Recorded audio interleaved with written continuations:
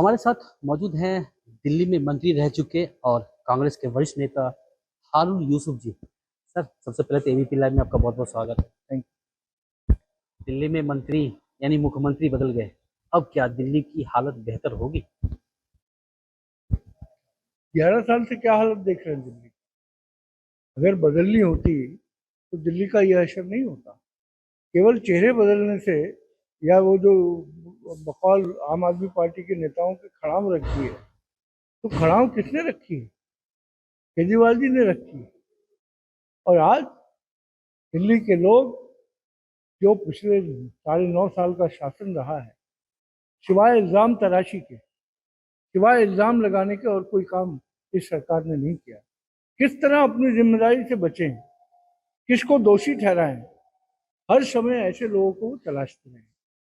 लेकिन supreme court का जो ये बेल का फैसला आया है, बेल मिलनी चाहिए। हम पूरा चाहते हैं कि संविधान का रक्षा होनी चाहिए, कॉन्स्टिट्यूशनल राइट्स की रक्षा होनी चाहिए। लेकिन जो जजमेंट सुप्रीम कोर्ट ने बेल देते हुए जो लिखा है, उसमें उन्होंने कहा है कि आप कोई साइन नहीं कर सकते फाइल, आप कोई सीएम ऑफिस जा नहीं सकते हो, और किसी भी तरीके का ऑफिशियल काम आप नहीं कर सकते।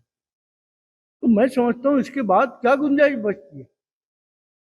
अब उन्होंने सोचा कि जब ये जजमेंट आ गया कि मैं सीएम ऑफिस नहीं जा सकता, फाइल साइन नहीं कर सकता, सडनली जो उनके स्क्रिप्ट राइटर्स हैं, उनके पास एक टीम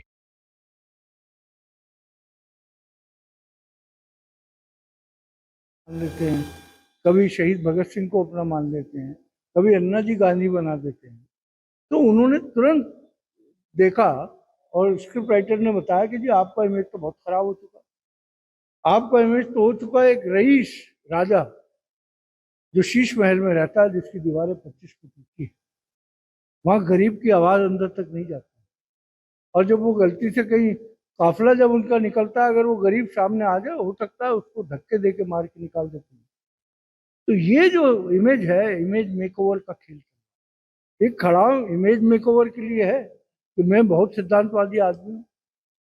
तुमने जो पहला इस्तीफा दिया था, जब हमने समर्थन दिया था, मुझे आज भी याद है, मैं सीएलपी लीडर था। हाँ, तो इन्होंने जो है इतना ड्रामा किया। तो केजरीवाल जी, मैं, मनीष सिसोदिया और हमारे पूर्व अध्यक्ष दिल्ली के, हम चारों लोग खड़े थे। मैंने कहा आपको जो लोकपाल की चिंता है, पूरी कांग्रेस पार्टी की तरफ से हम दोनों मिलकर ये कह रहे हैं कि पूर्ण समर्थन रहेगा, आप बिल लाइए। ये बिल नहीं लेके आए, वहां हाउस में बिल नहीं लाए। और बिल ना लाने की वजह क्या थी कि इन्होंने मुख्तलिफ बहाने बनाए, क्योंकि स्क्रिप्ट इनके दिमाग में आ गया था कि आज रिजाइन कर देंगे। तो एक बारिश की तूफानी शाम थी, इन्होंने इस्तीफा दे दिया। आज तक जन लोकपाल की बात नहीं कर रहे हैं। पूर्ण बहुमत वाली सरकार जो 62 सीटें और 67 सीटें लेके आई हो, वो सरकार जन लोकपाल की बात नहीं कर। क्यों नहीं कर? क्योंकि उन्हें मालूम है कि हमारे यहाँ अपनी आम आदमी पार्टी में जिस तरीके से भ्रष्टाचारियों के झुंड है, वो सारे अंदर चले जाएंगे अगर जन लोकपाल आ गया। अब देख ही लिया आपने कि शराब घोटाले में जो हुआ है, ये पूरे हिंदुस्तान ने देखा, दिल्ली ने नहीं देखा। वो आदमी जो ईमानदारी की कस्में खाता, वो आदमी जो देशभक्ति की बातें करता, क्या क्या हुआ। और बहुत सारे घोटाले। स्कूलों की हालत क्या है, उसका रोज बखान होता है कि दिल्ली के स्कूल अमेरिका जैसे। अरे जैसे एक बिल्डर जो है, जब कोई कॉलोनी बसाता है तो एक सैंपल फ्लैट बनाता है, इसी तरीके से इन्होंने 25-30 मोहल्ला क्लिनिक के बना रखे, 25-30 स्कूलों के मॉडल बना रखे। जाके तो देखिए, जमुना पार में, महरौली में, पालम में, वेस्ट दिल्ली में क्या हाल है स्कूलों का। बच्चों को टॉयलेट तक की सुविधा नहीं है। ये केवल जैसे एक शोकेस करते हैं किसी चीज को, उसके से ज्यादा कुछ नहीं करते। जो रिजाइन दिए हैं, आपको क्या लगता है कि सिर्फ खुद को बचाने के लिए या अपने इमेज को सुधारने के लिए? लेकिन उन्होंने कहा है कि इस बार का जो चुनाव होगा, जब जनता हमें जिताएगी तो वापस तभी हम सीएम बनेंगे, वरना सीएम नहीं बनेंगे अगर हम नहीं। उन्हें यही भरम में रहने दीजिए, क्योंकि वो समझते हैं कि मेरा जो नाटक है वो इतना कामयाब होता है कि वो सुपरहिट होता है। लेकिन दिल्ली के लोग देख चुके हैं, दिल्ली के लोग देख चुके हैं कि महलों में रहने वाले लोग जो पहले वैगनार में घूमते थे, कई मंत्री इनके जो हैं वो नैनो गाड़ी के अंदर घूमते थे, कई विधायक इनके ई रिक्शा में आते थे। हम लोग विधायक थे उसको 2013 के बाद। तो सवाल यही, सारे नाटक कहाँ गए? आज चले जाइए ना विधानसभा, आज चले जाइए ना सचिवालय, लंबी लंबी गाड़ियां आपको मिलेंगी ड्राइवर के साथ में। तो सवाल यह है कि जन लोकपाल तो इसीलिए नहीं लाना चाहते। अब उस इमेज से कैसे भागे? तब दोबारा गरीबों के लिए रोना है, क्योंकि वो पार्टी एक्सपर्ट है रोने में। मैं 3-4 दिन से देख रहा हूँ, हर एक के आंसू आए जा रहे हैं कि केजरीवाल जी आ गए, हमें रोना आ रहा है, बहुत इमोशनल हो गए हैं, भावुक। तब भावुक के साथ जनता के बीच हम गए। ऐसा है, वो वही भावुक होंगे जो कई बार फिल्में आती हैं तो बड़े इम्प्रेस होते हैं, लेकिन जब सच्चाई देखते हैं ना गलियों की और मोहल्लों की, और अनसाइज कॉलोनी रिसेटलमेंट जब कीचड़ में जी रहे हों, किस तरीके से दिल्ली के 32 लोग करंट लगने से मर गए। आप कहते हो आपने बहुत काम किया, आपने दिल्ली की बिजली व्यवस्था को बर्बाद कर दिया। मुझे याद है जब प्राइवेटाइजेशन हुआ दिल्ली में, अजय माकन जी मंत्री थे उसके बाद जब इसका इम्प्लीमेंटेशन हुआ, जब ये ग्राउंड पर आया, तो शीला जी ने मुझको पावर विभाग दिया। मैं जानता हूँ दिल्ली में 24 घंटे बिजली लाने के लिए किस तरीके से डिस्कॉम्स को बार बार मीटिंग्स करके लड़ना पड़ता था, कहना पड़ता था, तब जाके ये बिजली 24 घंटे हुई। और केजरीवाल जी समझते हैं कि दिल्ली के लोगों की मेमोरी बहुत शॉर्ट है, मैं जो कहूँगा उसको मान लूँगा, क्योंकि उनकी शक्ल ऐसी बन जाती है, जब कुछ समझाना चाहते हैं तो वो इमोशनली होकर समझाते हैं कि जी मेरे साथ जी बहुत बुरा हो रहा है, मेरे साथ तो ये कर दिया, हम तो बहुत ईमानदार आदमी हैं। अरे खुद ही सर्टिफिकेट बांट रहे हो, लोग बांटने चाहिए ये सर्टिफिकेट। आप आपका क्या कहना है कि जो नई मुख्यमंत्री बनी आतिशी जी, अब क्या दिल्ली वाले को बेहतर सुविधा मिल पाएगी? जो काम रुके पड़े थे वो काम होगा, लोगों को बेहतर जो रुका फुका जितना भी काम था वो हो पाएगा, चाहे वो नाले का हो या सीवर का हो या घर में प्रॉब्लम या राशन का हो। अगर जो चीज़ 11 साल में नहीं हो पाई और खड़ाम रख के मुख्यमंत्री बना के अगर वो काम हो सकते हैं, तो फिर तो केजरीवाल जी को रहना ही नहीं चाहिए। यानी आपका कहना है कि सिर्फ बैनर है, सिर्फ शकल है, काम केजरीवाल आप जी मुझे बताइए, आतिशी जी जो है वाटर रिसोर्स मिनिस्टर थी, वो खुद ही धरने पे बैठ गई कि पानी नहीं आ रहा।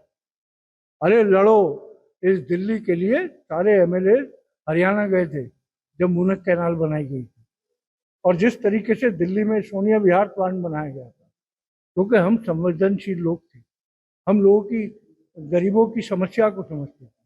शीला दीक्षित गरीबों की हर जरूरत को महसूस करती थी। आज हम लाडली योजना लेके आए, वो गायब हो गए, पता नहीं कहाँ है वो। पेंशन का क्या हाल है बुजुर्गों का? आप रोते हो गरीबों के लिए और बुजुर्गों के लिए। आज जब उनको पेंशन के पैसे मिलते थे तो बड़ी फख्र से वो कहते थे कि अब मुझे बेटे के आगे हाथ नहीं कराना, मेरा चश्मा टूट जाता है तो पेच लगाने के पैसे मैं खुद देता। मैंने अपनी आंखों से स्वयं देखा, क्योंकि मैं भी 5 मरतबा एमएलए रहा हूँ। तो मैं समझता हूँ ये खाली लोगों की जो दिल की भावना है, उसको ये नकली रोने धोने से नहीं ढका जा सकता। इनका रिजाइन देना कहीं ना कहीं हरियाणा चुनाव को जोड़ता है इसमें। देखिए, मैं समझता हूँ हरियाणा के लोग बहुत समझदार हैं, और मैं एक दो जगह गया हूँ, जितना जोश वहाँ के लोगों में है, जिस तरीके से किसानों का, बेरोजगार नौजवानों का, मजदूरों का, महिलाओं का उत्पीड़न हुआ, खिलाड़ियों के साथ आप जानते ही क्या हुआ दिल्ली। वहाँ के लोग बढ़िया से जवाब देंगे, ये मैं मुझे पूरा विश्वास है हरियाणा के लोगों की। आने वाले दिनों में दिल्ली की क्या हालत है? दिल्ली का बहुत अच्छा होगा, क्योंकि आज जो नाटक बीजेपी अटैक करती है वो उस पर अटैक करता है।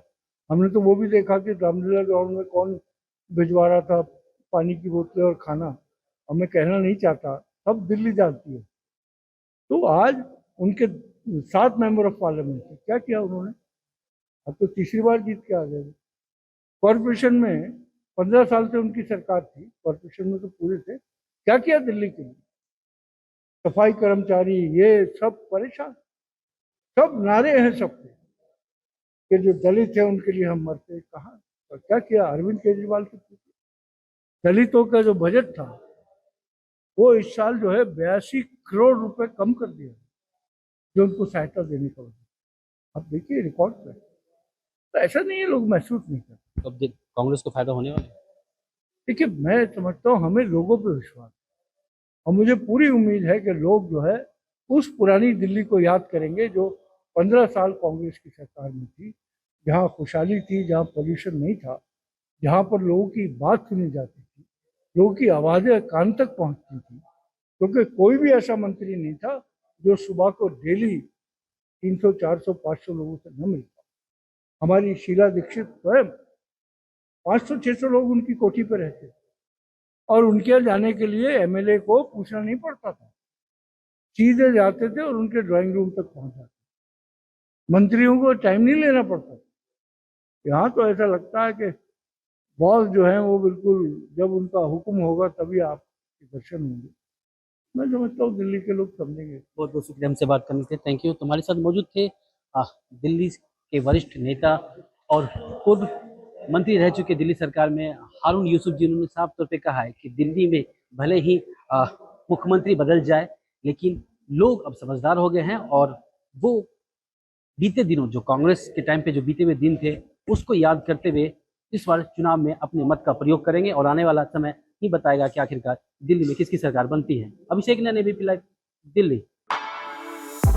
For exclusive and insightful videos, subscribe to our new channel ABP Live Premium.